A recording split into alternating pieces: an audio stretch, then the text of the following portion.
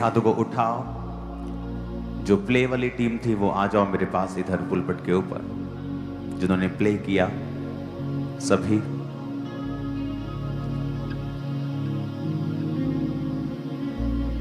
आज जो आपने देखा है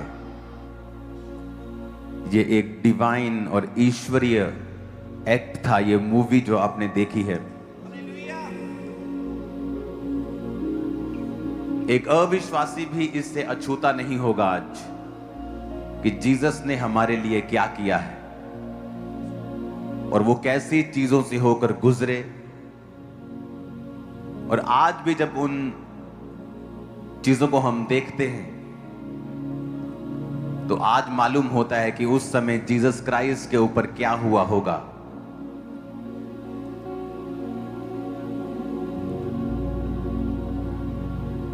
मुझे आज भी याद है कि बिना मूवमेंट के खड़े होना सबने। ओके। जब उस प्ले को, जब मैं नया मसीही था, जो passion of the Christ movie की जब मैंने स्टोरी सुनी थी कि जब वो व्यक्ति जिसको ये रोल मिला था उसको बाकी पिक्चर्स मिलनी बंद हो गई थी। लोगों ने कहा था अगर तू जीसस का ये रोल करेगा तेरे को हॉलीवुड में काम नहीं देंगे। और उसने कहा कि जब वो क्रूज पर लटका हुआ था उसको डबल निमोनिया, पता नहीं निमोनिया क्या उसको रोग हो गया था और वो बिल्कुल मरने वाला हो गया था वहां पे। और मुझे टीम बता रही थी कि जब ये प्ले कर रहे थे तो ये जो जीसस क्राइस्ट का रोल कर रहे थे तो ये बेहोश हो गया था ये आधे घंटे के लिए। इतना वो बॉडी में स्ट्रेस था, फास्टिंग, फिर वो प्ले, फिर वो सच में क्रूज को उठाना, वो बॉडी के ऊपर स्ट्रेस, वो लटकाना, वो रियल था सारा कुछ, वीएफएक्स नहीं था वो। बहुत कम चीजें उसमें होती हैं जो आप कंप्यूटर में करते, लेकिन वो सभी रियल होता है। तो मुझे लगता है कि आज मुझे आपको सरमन देने की जरूरत नहीं, आप सरमन सुन चुके हो, आप देख चुके हो ऑलरेडी।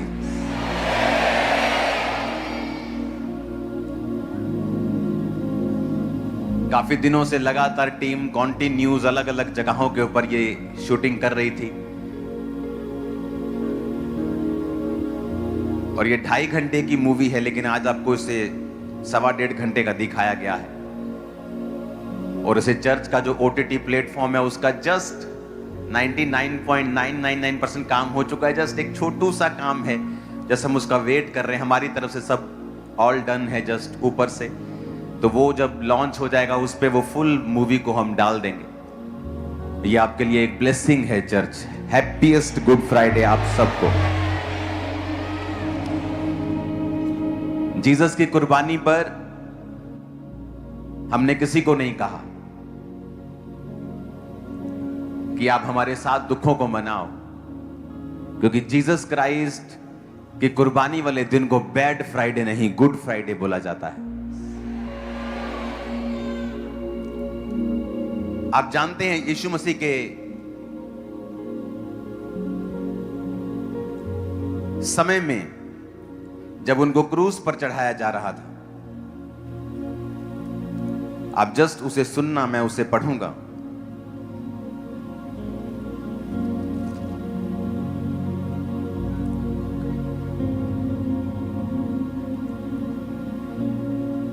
तो मत्ती 27 उसके 45 में लिखा है, दोपहर से लेकर तीसरे पहर तक उस सारे देश में अंधेरा छाया रहा।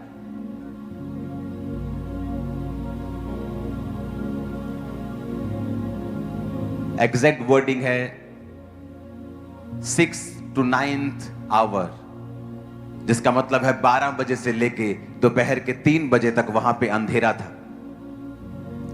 अगर आप हिस्ट्री पढ़े तो जो पास ओवर जो त्योहार मनाते थे वो लैम्ब कुर्बान करने का, उस समय फुल मून होता था, यानी जो चंद्रमा होता था वो पूरा होता था, गोल पूरा कंप्लीट। क्योंकि जब परमेश्वर ने इजराइलियों को मिस्र में से निकाला था तो वहां कोई रात को कोई स्ट्रीट लाइट्स नहीं लगी थी, तो इसलिए परमेश्वर ने फुल मून नाइट का इंतजार। गुजरेंगे तो चंद्रमा में जब ये जंगलों में से होकर और इन पहाड़ों में से रास्तों में से होकर गुजरेंगे तो चंद्रमा की जो रोशनी होगी इनके संग होगी और ये चले जाएंगे। तो जो पास ओवर का त्योहार होता था वो हमेशा फुल मून में होता था, उस समय चंद्रमा पूरा होता था। लेकिन यहां पे लिखा है कि जब 12 बजे से लेकर 3 बजे तक जब प्रभु यीशु मसीह क्रॉस के ऊपर थे तो पूरे देश में अंधेरा छाया रहा। और साइंस बताती है कि आज तक सबसे बड़ा चंद्र ग्रहण, जो कंप्लीट चंद्र ग्रहण है, वो 1 घंटे और 47 मिनट का रहा है। और सूर्य ग्रहण सिर्फ कुछ ही मिनटों का होता है, 7-8 मिनटों का होता है, लंबा नहीं होता। लेकिन साइंस यह भी बताती है कि फुल जब मून होता है तो इट इज नियरली इम्पॉसिबल कि उस समय अंधेरा हो जाए इस दुनिया में। लेकिन वचन कहता है, और हिस्ट्री की किताबें, वो किताबें जो क्रिश्चियंस लोगों ने नहीं लिखी हैं, वो भी उस टाइमलाइन के हिसाब से बताते हैं कि उस समय चंद्रमा पूरा था लेकिन फिर भी उस देश में 3 घंटे तक अंधेरा छाया रहा। मैंने आपको कल बताया था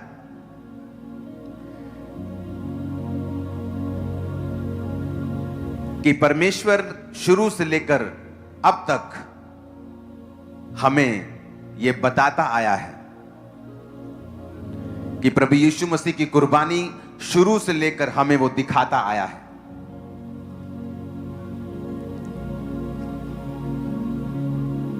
वचन कहता है कि जब 3 दिन रात अंधेरा छाया रहा था मिस्र के ऊपर, और वचन कहता है 3 दिन रात वो कुछ भी देख नहीं पाए थे। ऐसा क्यों? 3 दिन रात वो क्यों नहीं देख पाए?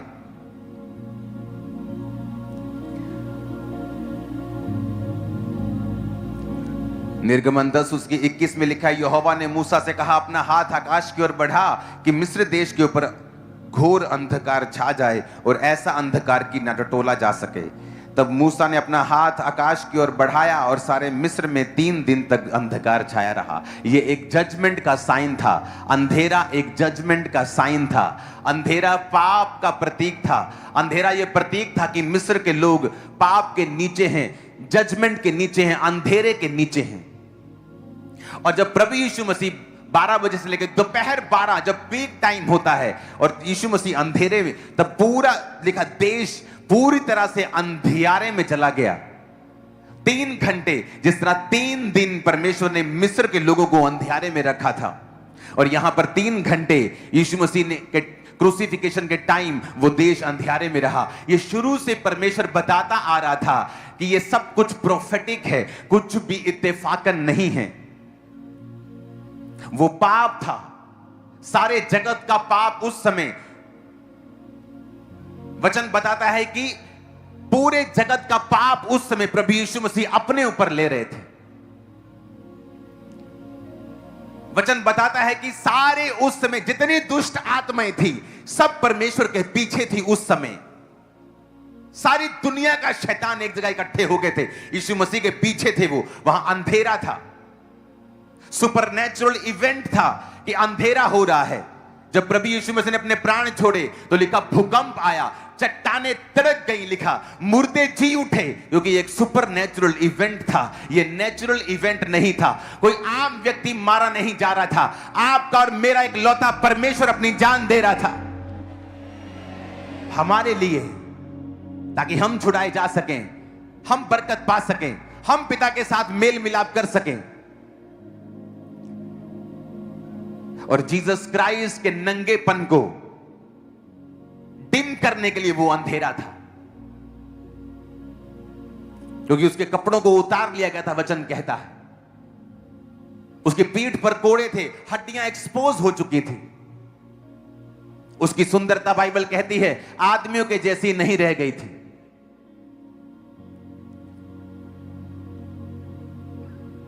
और वचन कहता है कि बहुत जल्दी दे दिया आपने, थैंक यू। और वचन कहता है कि उस समय 3 घंटे अंधेरा छाया रहा। कब? शाम के समय नहीं, सुबह सुबह नहीं, दोपहर 12 पीक टाइम से 3 बजे तक। और लिखा जब ऐसा हुआ, जब जीसस ने अपने प्राण छोड़े, चट्टानें तिड़क गई, भूकंप हुआ, आराधनालय का पर्दा फट गया तो लोगों ने सचमुच कहा कि सचमुच ये परमेश्वर का पुत्र था, क्योंकि ऐसा तो कभी नहीं हुआ। रोज फांसी होती है लोगों को देश में, रोज क्रूज पर चढ़ते हैं लोग, ऐसा तो पहले कभी नहीं देखा हमने कि अंधेरा छा जाए। आज तो चंद्र ग्रहण भी नहीं, आज तो सूर्य ग्रहण भी नहीं है, कोई बारिश वाला माहौल भी नहीं है, क्योंकि वो आप और मेरे और आपके और पूरे जगत के पापों को अपने ऊपर ले रहा था। आज इंसान जाति के पास कोई इलाज नहीं है चीजों का, अपने दुखों का, अपने बोझ का, अपने डिप्रेशन का, अपनी बीमारियों का, अपने कर्ज का, अपने श्रापों का। और यीशु मसीह ने कहा अपने वचन में, जो काठ पे लटकाया जाता है वो श्रापित है। अब्राहम ने अपने पुत्र इसहाक को लिया और लकड़ी को उस पर लाद दिया। आसान नहीं किया, इसहाक के ऊपर लकड़ी को लादा और इसहाक अपने ही बलिदान की लकड़ी को लेके पहाड़ पर चढ़ा। कोई गधे ने उसका साथ नहीं दिया, कोई घोड़े ने उसका साथ नहीं दिया। उसी तरह लिखा, खुदा बाप ने आपके और मेरे गुनाहों का बोझ, सारा बोझ यीशु मसीह के ऊपर लाद दिया और वो उस बोझ को लेके उस पहाड़ी के ऊपर चढ़ा। और लिखा 12 से 3 बजे तक अंधेरा छाया रहा। जिस तरह वो अंधेरा मिस्र के समय था कि इतना अंधेरा था कि लोग एक दूसरे को देख नहीं पा रहे थे, टटोल रहे थे, एक दूसरे को टटोल टटोल के बात कर रहे थे। लेकिन लिखा इस्राएलियों की बस्ती में अंधेरा नहीं हुआ, उजाला रहा।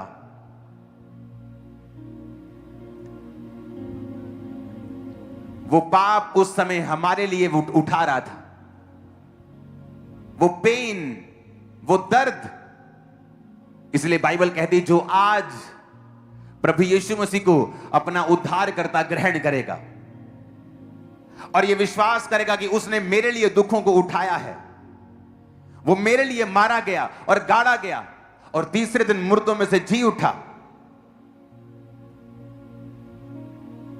उसने मेरे लिए अपनी सुंदरता को छोड़ दिया और कोड़े खाए।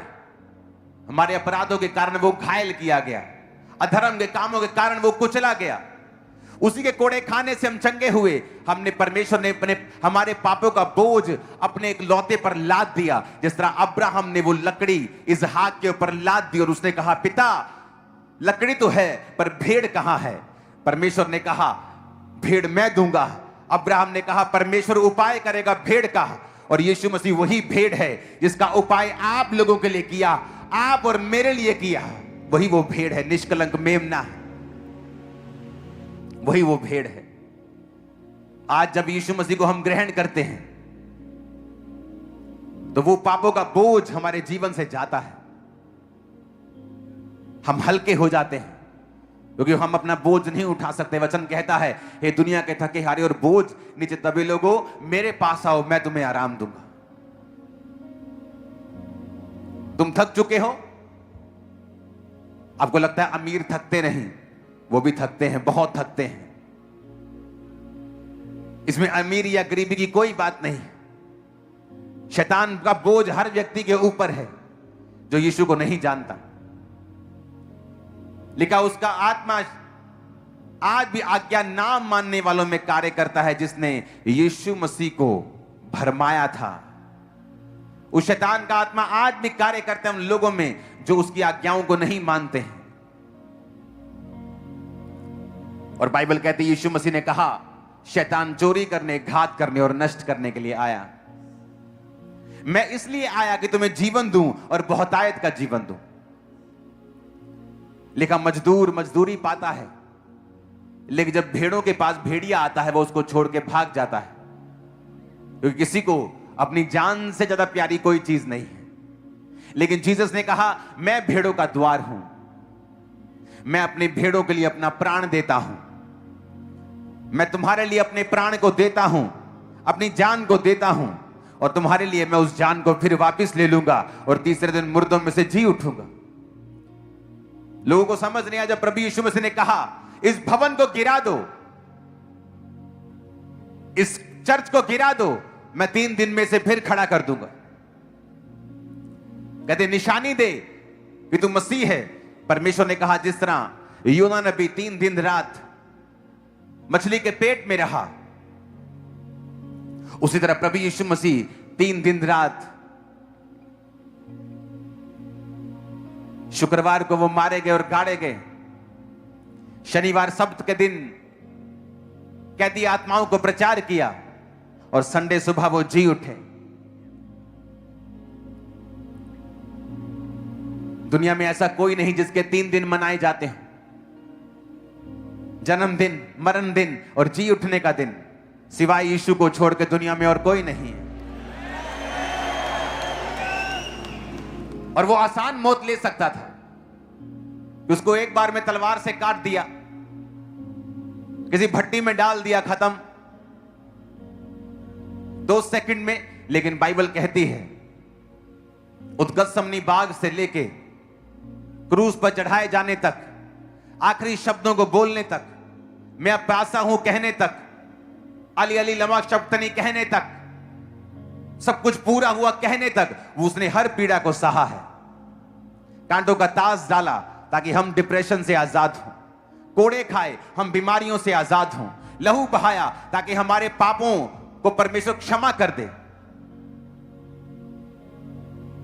7 जगहों से उसके लहू बहा, माथे से बहा, हाथों से बहा, पैर से बहा, अगर आप देखेंगे हार्ट से बहा, मुंह से बहा, पीठ से बहा, पसीने के रूप में बहा। उसने पूरा मूल्य अदा किया और पुराने नियम को पूरा किया। अगर आपकी लाइफ में कोई अंधेरा आज दूर कर सकता है तो वही परमेश्वर है, जीसस क्राइस्ट है, जो आपके अंधेरे को दूर करेंगे। वो कहे कैसा भी अंधेरा हो, वो नशे में डूबा हुआ परिवार का अंधेरा हो, वो शराब में डूबे हुए परिवार का अंधेरा हो, बीमारियों का हो, शैतान का हो, बेआस लोगों का हो, वो किसी भी तरह का अंधेरा हो, यीशु मसीह उस अंधेरे को दूर करने की ताकत रखते हैं। क्रूस पर उसने नहीं कहा और सिर्फ यही कहा, आखिरी शब्द बोलने से पहले जब एक कैदी बोलने लगा कि ये अपने आप को बचाता क्यों नहीं, तो उसने कहा इसने तो कोई पाप नहीं किया, हमने तो पाप किए हैं, हम तो सही सजा भुगत रहे हैं, ये क्यों भुगत रहा है? हे प्रभु, जब तू स्वर्ग में जाए तो मेरी सुधि लेना। और यीशु मसीह जो इतना प्यार करता है, उस समय जीसस क्राइस्ट के लंग्स प्रेशर में थे, क्योंकि जितने क्रूसिफिकेशन में जो मौत होती थी वो टांगे जाने से नहीं होती थी। टांगे जाने के बाद जब इस मुद्रा में आपको टांगते थे तो आपके हार्ट्स के ऊपर प्रेशर पड़ता था, और लगातार हार्ट के ऊपर, लंग्स के ऊपर प्रेशर पड़ने के कारण, सांस ना आने के कारण आपके हार्ट के ऊपर वो प्रेशर जाता था और वो हार्ट जो था वो फट जाता था क्रूसिफिकेशन वाले लोगों का। इमेजिन करो किस प्रकार की पेन परमेश्वर ने सही। वो हार्ट फट गया और इसीलिए जब पसली पर मारा गया तो लहू और पानी बाहर आया था।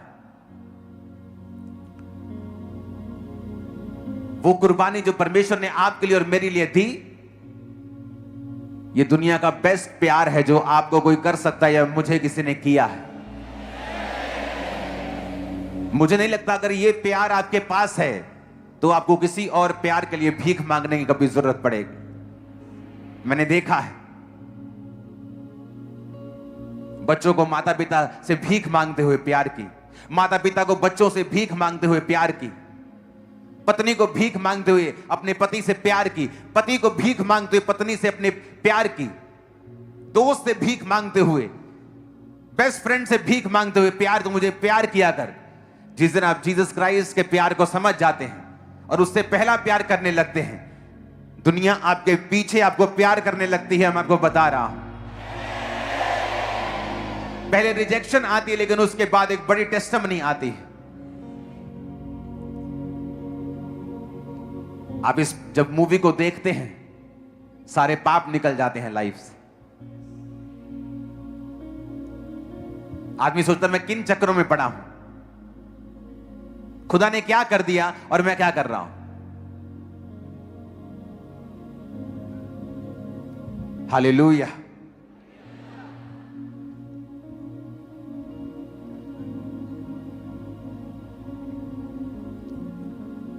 ऊंची आवाज में कहो हालेलुया। बाइबल कहती है उसने बरअब्बा को छोड़ दिया। राजा ने कहा चलो एक गेम खेलते हैं, इनसे पॉलिटिक्स करते हैं, बरअब्बा को लेके आओ। बरअब्बा डाकू था, उन लोगों का दुश्मन था। कहते डाकू को रखते हैं, ये लोग पक्का कहेंगे नहीं ये कातिल है, ये हमारे लोगों का कातिल है, डाकू को रख लो, यीशु को छोड़ दो।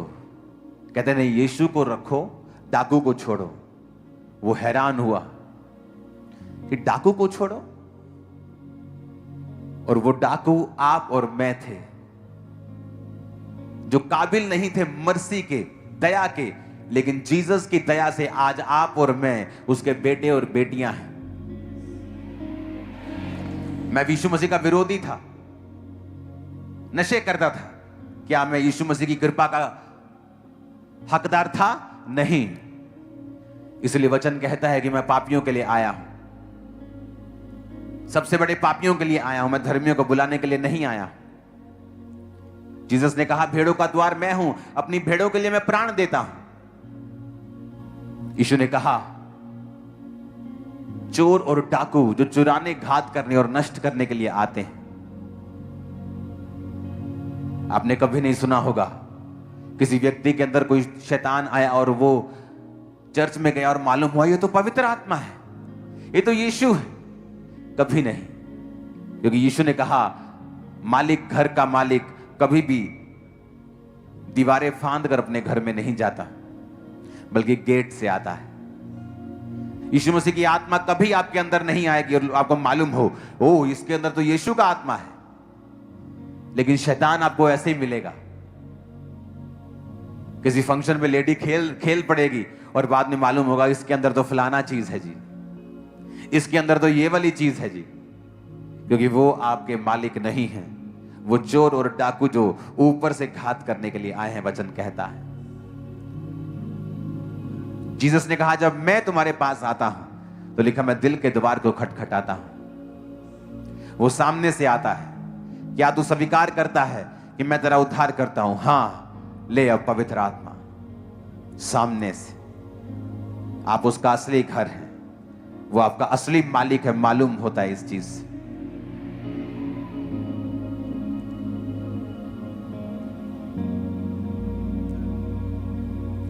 आप उसका असली घर है, वो आपका असली मालिक है। वो सामने से आता है, घात करने नहीं आता, नष्ट करने नहीं आता, बचाने के लिए आता है। अपने दोनों हाथों को उठा के बोलो यीशु मेरा जीवन आपका है, मेरा सब कुछ आपका है, मैं आपसे और अधिक प्यार करूंगा।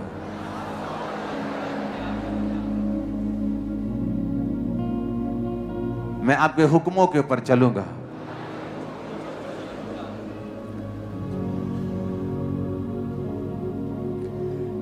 सारे जहां के उस स्वीट को ले लो, आपके पास है, सबके पास सब ले लो, थोड़ा थोड़ा थोड़ा थोड़ा। नहीं है सबके पास? Okay wait. खुदा बाप, इस मीठे के ऊपर तेरा अनुग्रह हो। तूने कड़वा घूंट पिया था क्रूस के ऊपर, पित्त मिलाया हुआ दाखरस। अपने हाथों को उठाओ। कहते हैं जी इसको पित्त हो गया, इसको अंदर इसके पित्त दोष, कड़वा हो जाता है इसका मुंह, इसकी बॉडी हीट छोड़ती है, कड़वा हो रहता है मुंह इसका। कड़वा दाखरस, कड़वा सिरका।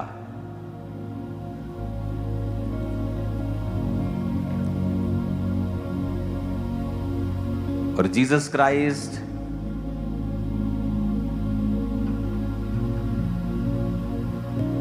ने वो ड्रिंक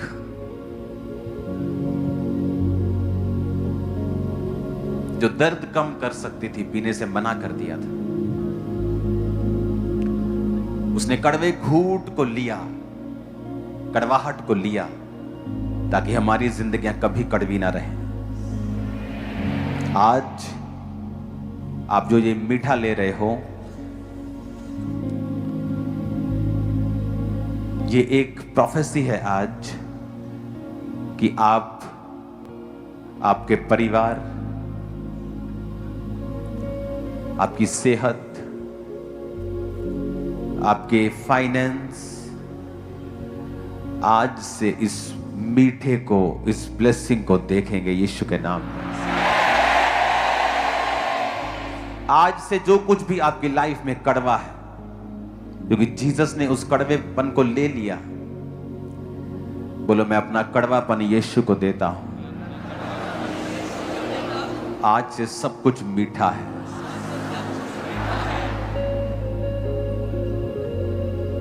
सोले पहाड़ के दूर, जब आज आप इस मीठे को लेंगे,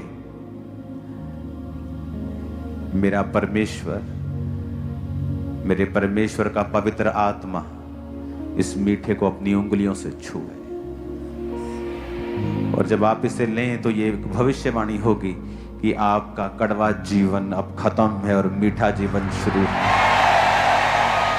सब उसे लो, उसे लो। आज एक पास्टर की टेस्टिमनी में सुन रहा था। 9 साल की उम्र में उसको कैंसर हो गया था, और जब परमेश्वर ने उसको कैंसर से आजाद किया तो वो पास्टर बना। और 50 साल की उम्र में जब उसको शरीर में दिक्कतें होने लगी और वो दोबारा जब डॉक्टर से मिलने के लिए गया और उसकी बॉडी के जब टेस्ट हुए तो उसको 4th स्टेज का कैंसर फिर हो गया। ये उस कैंसर से अलग था जो उसको पहले हुआ था। तो डॉक्टर ने कहा अगर आप जल्दी से इसका ट्रीटमेंट नहीं करेंगे तो आपका बॉडी पूरी तरह से अब और स्वेल हो जाएगा और सडनली आप मर जाएंगे, क्योंकि आपके बॉडी के हर अंग पे काम कर रहा। उसने कहा ऐसा नहीं था कि मैं डर नहीं रहा था, मैं डर से फाइट कर रहा था। और जब वो घर में गया तो परमेश्वर की आत्मा ने उससे कहा कि अगले 7 दिन सिर्फ प्रभु भोज खाना और कुछ नहीं खाना, ब्रेड खाना और अंगूरों का जूस पीना और कुछ नहीं खाना। पवित्र आत्मा ने उससे कहा, उसने कहा मैं बहुत सा अंगूरों का जूस लेके आया और बहुत सी ब्रेड लेके आया, और मेरा डॉक्टर मुझे कॉल करता रहा आ जाओ आ जाओ, कहता मैं आता हूं आता हूं, कहता मुझे 7 दिन चाहिए थे, कहता 7 दिन मैंने सिर्फ रोज प्रभु को कहता रहा, प्रभु ये तेरा लहू है, ब्रेड ये तेरा देह है, ये तेरा लहू है, ये तेरी देह है, ये तेरा लहू है, ये तेरी देह है। कहता 7 दिन जब वो पूरे हो गए तो पवित्र आत्मा ने मुझसे कहा जा,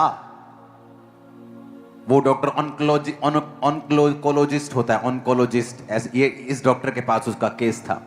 और जब वो उस डॉक्टर के पास गया और उसने कहा मुझे तेरे ब्लड टेस्ट लेने हैं, और जब ब्लड टेस्ट लिए गए वो पूरी तरह से कैंसर फ्री था। और डॉक्टर को यकीन नहीं आया जब उसके, क्योंकि एक दिन बाद वहां पे रिपोर्ट जल्दी नहीं आती, फॉरेन के मेडिकल थोड़े स्लो हैं वहां। फॉरेनर्स अब इंडिया में आते बड़े खुश होते हैं, मेडिकल यहाँ की बेस्ट मेडिकल है दुनिया का इंडिया में, वहां तो टाइम लगता है। तो टाइम लगा 2-3 दिन बाद जब टेस्ट, उसके दूसरे दिन तीसरे दिन टेस्ट का रिपोर्ट आई तो डॉक्टर ने उसे बुला लिया और कहा अपने कपड़े उतार। उसे लगा क्यों वो कह रहा है मुझे अपने कपड़े में क्यों उतारूं। उसने कहा अपने कपड़े उतार, मुझे चेक करना। कहता डॉक्टर मुझे चेक करता रहा, वो अपनी चीजों से चेक करता रहा, अपने इंस्ट्रूमेंट से चेक करता रहा। कहता यार, कहता उसने गाली निकाली मेरे को, तूने किया क्या है, तेरे अंदर कोई कैंसर नहीं रहा, तो पूरी तरह से हील हो चुका है।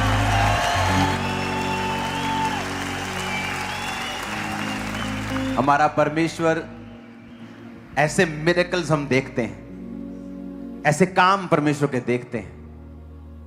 अपने हाथों को उठाएंगे।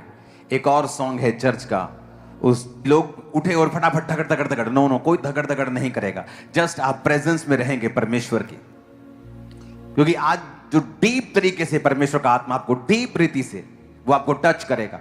आज लास्ट डे है आपकी सफरिंग्स का, लास्ट दिन जीसस ने। जिस भी बीमारी का आप सिचुएशन का आप फेस कर रहे हैं, आप सामना कर रहे हैं, आज उस बीमारी का आखिरी दिन है, आप हील हो चुके हैं इन जीसस ने।